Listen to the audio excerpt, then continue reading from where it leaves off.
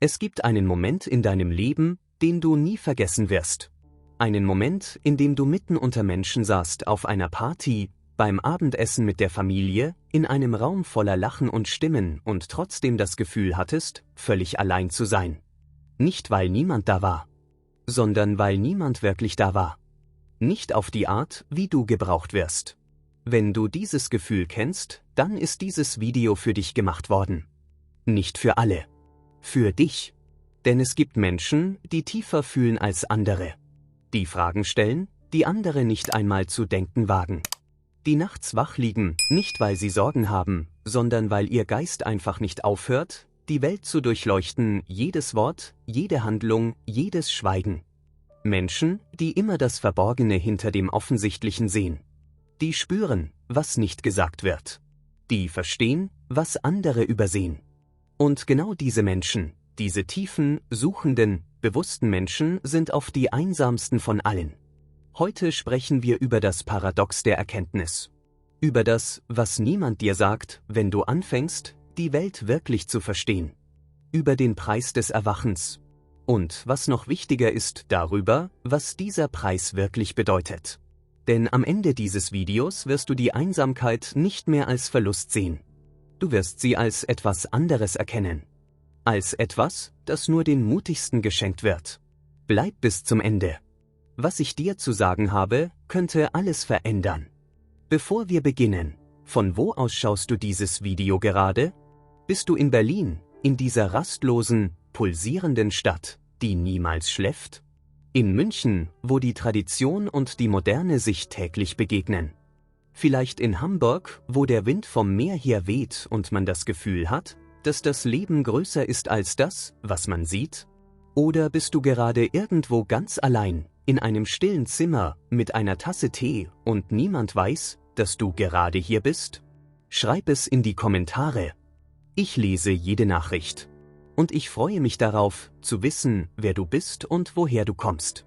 Es gibt einen Philosophen, dessen Name du vielleicht kennst, Arthur Schopenhauer. Er lebte im 19. Jahrhundert in Frankfurt. Er war einer der tiefsten Denker, die Deutschland je hervorgebracht hat.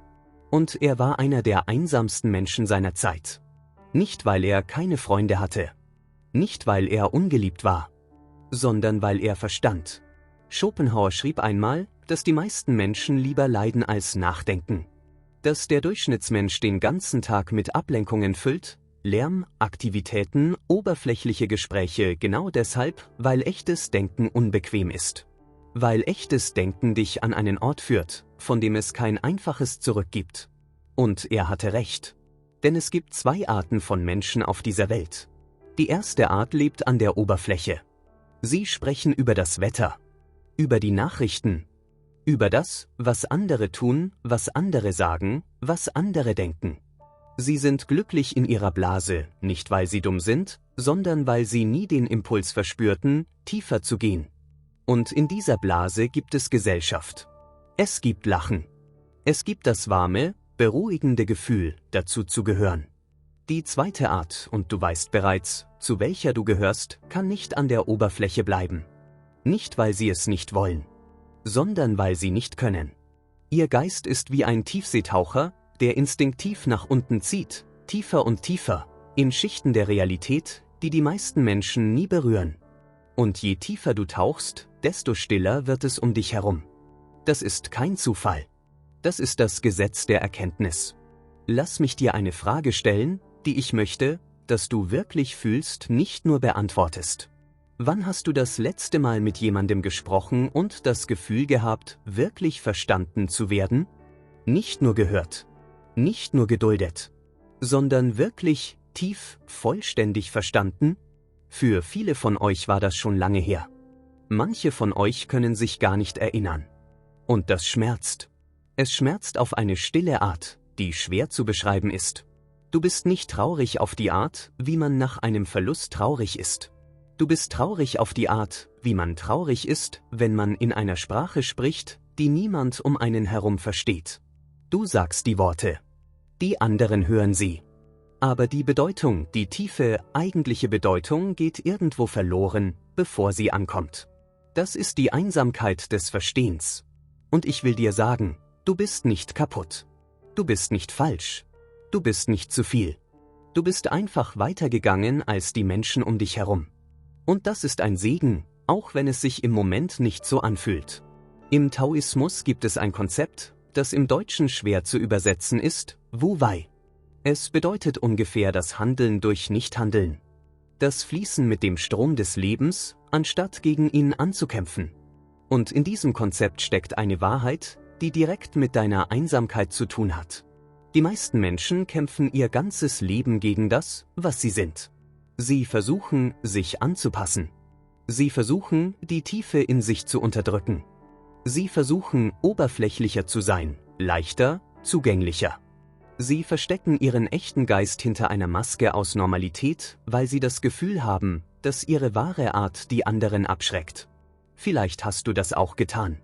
Vielleicht hast du in Gesprächen deine Gedanken zurückgehalten, weil du wusstest, dass sie zu komplex wären. Vielleicht hast du gelacht über Witze, die du nicht witzig fandest.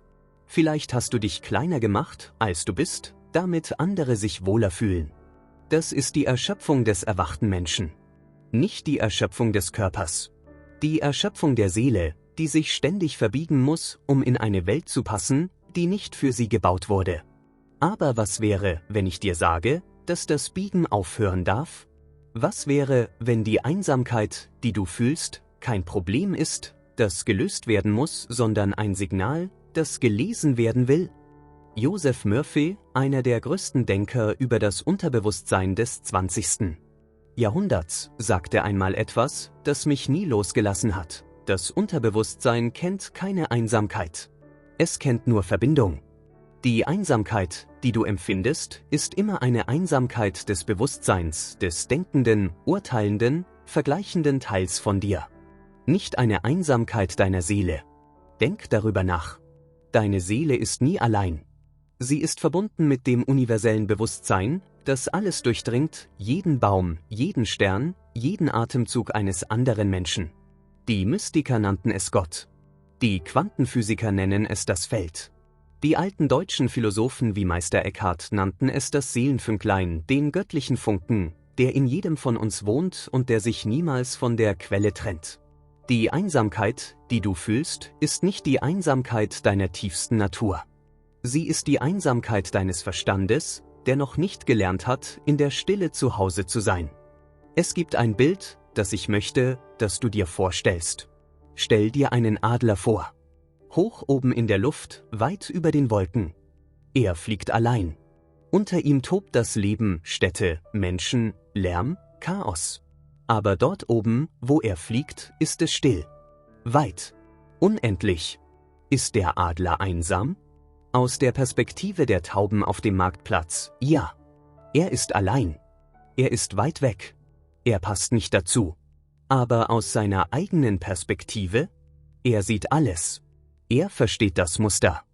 Er hat einen Blick auf die Welt, den die Taube niemals haben wird. Und in dieser Weite, in dieser scheinbaren Einsamkeit liegt seine Freiheit. Du bist der Adler. Die Einsamkeit, die du fühlst, ist nicht die Einsamkeit der Verlassenen. Es ist die Weite des Bewusstseins, das über die durchschnittliche Wahrnehmung hinausgewachsen ist. Und ja, diese Weite kann sich kalt anfühlen. Sie kann sich leer anfühlen. Vor allem dann, wenn du noch glaubst, dass du irgendwo da unten hingehörst, auf dem Marktplatz, unter den Tauben. Aber du gehörst nicht da unten. Du gehörst dort oben. Und es gibt andere Adler. Nicht viele. Aber sie existieren. Lass mich dir jetzt etwas sagen, das die meisten spirituellen Kanäle dir nicht sagen werden. Etwas Unbequemes. Etwas Wahres. Das Erwachen ist nicht das Ende des Schmerzes. Es ist der Beginn einer neuen Art von Schmerz. Bevor du anfingst zu erwachen, hat der Schmerz eine einfache Quelle. Probleme im Außen. Geldprobleme. Beziehungsprobleme. Berufliche Probleme. Du leidest, weil die äußere Welt nicht so ist, wie du sie dir wünschst. Aber wenn du anfängst zu verstehen, wenn das Bewusstsein sich öffnet, dann verändert sich die Natur des Schmerzes. Er kommt nicht mehr von außen. Er kommt von innen. Du siehst die Muster. Du siehst, wie Menschen in selbst erschaffenen Illusionen gefangen sind. Du siehst die Unbewusstheit, die Automatismen, die Masken. Du siehst die Welt, wie sie wirklich ist, nicht wie die Gesellschaft möchte, dass du sie siehst. Und das ist schön. Und das ist qualvoll. Gleichzeitig. Schön, weil du die Wahrheit siehst. Qualvoll, weil du weißt, dass du diese Wahrheit nicht teilen kannst, ohne missverstanden zu werden. Das ist das Kreuz des Erwachten. Das Geschenk und die Last der Erkenntnis. Ich möchte dir von einem Mann erzählen. Nicht einem Philosophen. Nicht einem Heiligen. Einem ganz gewöhnlichen Mann. Er hieß Klaus. Er wuchs in einer kleinen Stadt in Bayern auf. Als Kind war er fröhlich, offen, umgeben von Freunden. Er war der jeden zum Lachen brachte, der nie allein war, der immer mittendrin war.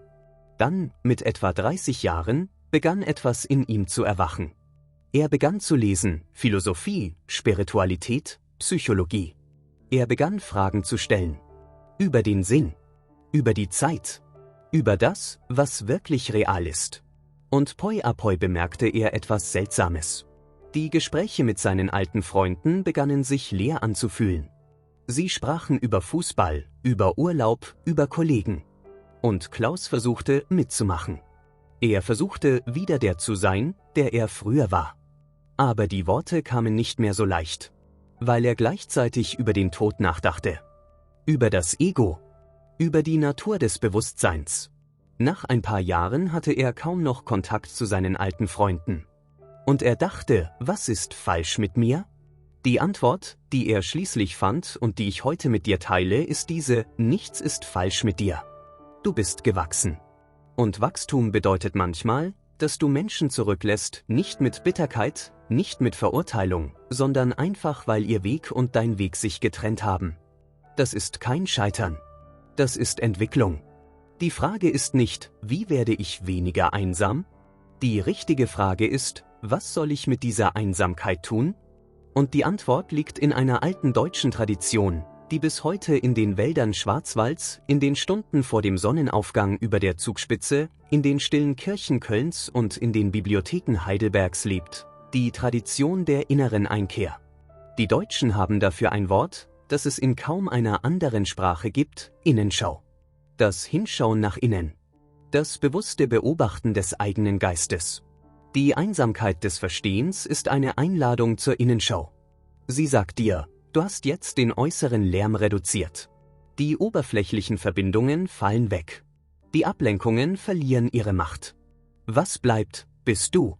Dein echtes, unverkleidetes Selbst. Und das ist der Beginn der tiefsten Reise, die ein Mensch antreten kann. Das Unterbewusstsein, und hier kommen wir zu dem, was wirklich passiert, wenn du wächst, ist keine passive Bibliothek von Erinnerungen. Es ist ein aktives, kreatives, schöpferisches Feld. Es zieht an. Es erschafft. Es formt die Realität um dich herum nach dem Bild, das du in deiner Tiefe trägst. Joseph Murphy beschrieb es so: Dein Unterbewusstsein ist wie ein fruchtbarer Boden. Alles, was du pflanzt, jeder Gedanke, jedes Bild, jede Überzeugung wächst. Unkraut wächst genauso wie Blumen. Du entscheidest, was du pflanzt. Und jetzt kommt der Teil, den ich möchte, dass du wirklich verinnerlichst. Wenn du anfängst zu verstehen, verändert sich das, was du unbewusst pflanzt. Früher, als du noch an der Oberfläche lebtest, hast du Wünsche gepflanzt, die aus Angst kamen. Mehr Geld, damit du sicher bist. Mehr Anerkennung, damit du geliebt bist. Mehr Gesellschaft, damit du nicht allein bist. Aber wenn das Bewusstsein erwacht, verändern sich die Samen. Du pflanzt jetzt Tiefe, Authentizität, Wahrheit, Verbindung, aber echte Verbindung, nicht die oberflächliche Artikel. Und das Universum antwortet. Nicht sofort. Nicht auf eine Weise, die du vorhersagen kannst. Aber es antwortet. Die richtigen Menschen beginnen in dein Leben zu kommen. Menschen, die die gleiche Sprache sprechen. Menschen, die die gleichen Fragen haben. Menschen, die nicht weglaufen, wenn du tief gehst, die im Gegenteil noch tiefer gehen wollen. Die Einsamkeit des Verstehens ist eine Übergangsphase. Sie ist der stille Raum zwischen dem, was du warst, und dem, was du wirst. Ich möchte jetzt über etwas sprechen, das direkt mit der Energie zusammenhängt, die du ausstrahlst. Es gibt eine Frequenz der Erkenntnis. Wenn du dich auf dieser Frequenz befindest, wenn dein Bewusstsein sich öffnet, Wenn du anfängst, die tieferen Gesetze des Universums zu verstehen, dann sendest du ein bestimmtes Signal aus. Ein Signal, das die meisten Menschen nicht empfangen können. Aber ein Signal, das von anderen auf der gleichen Frequenz sofort erkannt wird. Du hast das vielleicht schon erlebt. Du triffst jemanden zum ersten Mal und innerhalb von Minuten habt ihr ein Gespräch, das tiefer geht als Jahre mit anderen Menschen. Es ist keine Magie. Es ist Resonanz. 2 Frequenzen, die zusammenklingen. Diese Momente sind real. Und sie werden häufiger, je bewusster du wirst. Die Einsamkeit, die du jetzt fühlst, ist ein Zeichen dafür, dass du dich auf eine neue Frequenz eingestimmt hast. Und auf dieser Frequenz sind die Menschen weniger, aber die Verbindungen sind echter, tiefer, unvergesslicher. Tausche niemals Tiefe gegen Quantität. Das ist eine der wichtigsten Lektionen des spirituellen Weges. Goethe, ein weiterer tiefer Geist, den Deutschland der Welt geschenkt hat, schrieb einmal: Wer immer strebend sich bemüht, den können wir erlösen. Immer strebend, immer suchend, immer bereit, den nächsten Schritt in die Tiefe zu wagen, auch wenn es bedeutet, allein zu gehen. Das Streben selbst ist die Erlösung. Nicht das Ankommen. Nicht das Erreichen eines Zustands der vollständigen Erkenntnis. Sondern das Bewegtsein vom Wunsch, zu verstehen. Das Leben mit offenen Augen. Das Wellen der Tiefe über die Bequemlichkeit. Und ich frage dich heute, bist du bereit, weiterhin zu streben, auch wenn der Weg einsam ist? Auch wenn die Menschen um dich herum nicht verstehen, wohin du gehst? Auch wenn es Momente gibt, in denen du die Tiefe verfluchst, die du in dir trägst und dir wünschst, du wärst einfacher gestrickt? Weil die Antwort auf diese Frage alles entscheidet. Es gibt eine alte Sufi-Geschichte, die ich dir erzählen möchte. Ein junger Mann geht zu einem weisen alten Mann und sagt: Meister, ich leide. Je mehr ich lerne, desto einsamer werde ich. Was soll ich tun? Der alte Mann schweigt lange. Dann fragt er: Wenn du in einem dunklen Raum eine Kerze anzündest, was passiert? Der junge Mann antwortet: Das Licht vertreibt die Dunkelheit. Der alte Mann nickt und sagt: Aber weißt du auch, was noch passiert? Alle Motten im Raum fliegen zur Kerze hin.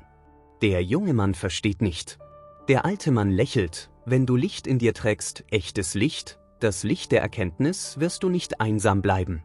Du wirst zu denen, die dieses Licht suchen, eine unwiderstehliche Anziehung ausüben.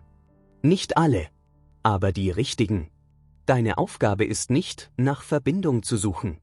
Deine Aufgabe ist, dein Licht heller zu machen. Die Verbindung kommt von selbst. Und jetzt kommen wir zu dem Kern dessen, was ich dir heute sagen möchte. Die Einsamkeit, die du fühlst, ist keine Strafe. Sie ist eine Initiation. In vielen alten Kulturen, in den Traditionen der Schamanen, in den Riten der Mystiker, in den Wegen der Philosophen gab es immer eine Phase des Alleinseins. Eine Phase, in der der Suchende in die Wüste ging, in den Wald, auf den Berg. Nicht um zu leiden, sondern um zu hören. Denn wenn der äußere Lärm verstummt, beginnt die innere Stimme zu sprechen. Und diese Stimme, leise, klar, unfehlbar, ist der eigentliche Lehrer. Du bist gerade in deiner Wüste. Du bist gerade in deinem Wald. Du bist gerade auf deinem Berg. Und das ist kein Zufall. Das Universum hat dich hierher gebracht. Nicht, weil du bestraft wirst, sondern weil du bereit bist. Bereit, zu hören, was nur in der Stille gehört werden kann.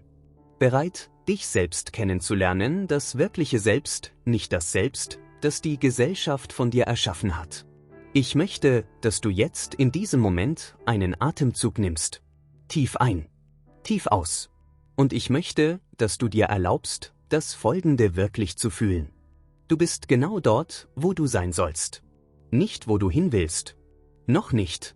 Aber wo du sein musst, um dort anzukommen.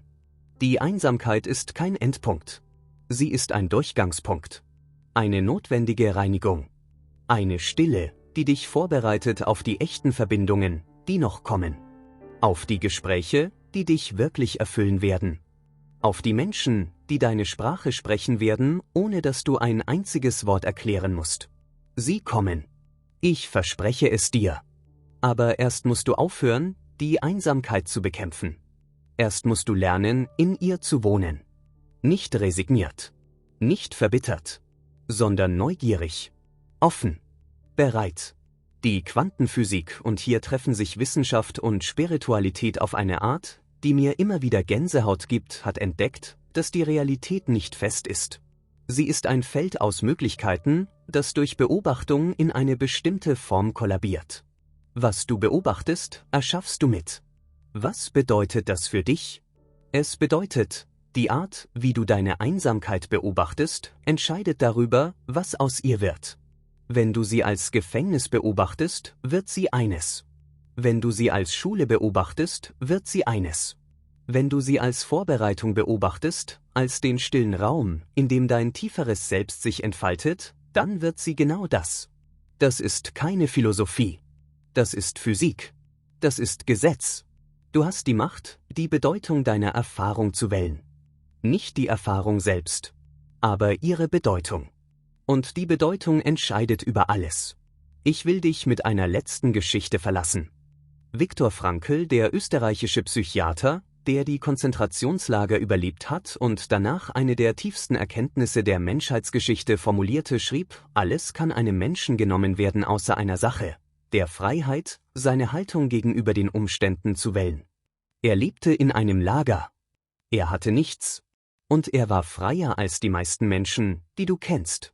Nicht, weil seine Umstände gut waren, sondern weil er verstand. Weil er erkannte, dass der innere Raum, der Raum des Bewusstseins, der Raum der Bedeutung, der Raum der Wahl nicht eingeengt werden kann von der Außenwelt. Du leidest vielleicht gerade unter deiner Einsamkeit. Aber du hast Frankls Freiheit.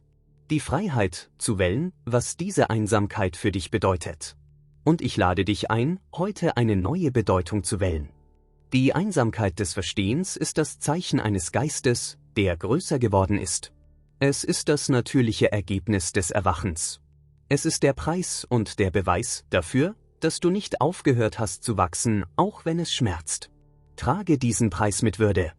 Nicht mit Stolz. Nicht mit Arroganz. Sondern mit dem stillen, festen Wissen, ich bin auf dem richtigen Weg. Auch wenn ich ihn gerade allein gehe. Denn die tiefste Wahrheit, die das Universum dir heute übermitteln möchte, ist diese. Du wirst niemals wirklich allein sein. Nicht auf der Ebene, die wirklich zählt. Denn alles, was existiert, jedes Bewusstsein, jede Seele, jeder Augenblick des Verstehens ist Teil eines einzigen, unendlichen Feldes. Du bist Teil dieses Feldes. Immer. Ohne Ausnahme. Die Einsamkeit, die du fühlst, ist die Einsamkeit des Tropfens, der noch nicht weiß, dass er der Ozean ist. Aber du weißt es jetzt. Und das verändert alles. Wenn dieses Video etwas in dir berührt hat, wenn auch nur ein Satz, auch nur ein Moment, dann möchte ich dich um etwas bitten. Schreib einen Kommentar. Schreib nicht nur gut oder Danke. Schreib mir, was wirklich in dir vorgegangen ist. Schreib mir, von wo du zuschaust. Schreib mir, ob du dieses Gefühl der Einsamkeit kennst. Denn in diesem Kommentarfeld entsteht genau das, worüber wir heute gesprochen haben: Verbindung. Echte, tiefe, bedeutungsvolle Verbindung zwischen Menschen, die die gleiche Sprache sprechen. Wenn du noch nicht auf diesem Kanal bist, abonniere jetzt. Nicht für mich, für dich. Weil hier wöchentlich Inhalte entstehen, die für genau dich gemacht sind, für den Suchenden, den Denkenden, den Fühlenden. Und wenn du jemanden kennst, einen Freund, eine Schwester, einen Kollegen, der gerade diese stille, namenlose Einsamkeit durchlebt, dann teile dieses Video mit ihm. Manchmal ist das Teilen eines Videos das Tiefste, was wir für jemanden tun können. Bis zum nächsten Mal. Pass auf dich auf und vergiss nicht, du bist nicht allein. Du warst es nie.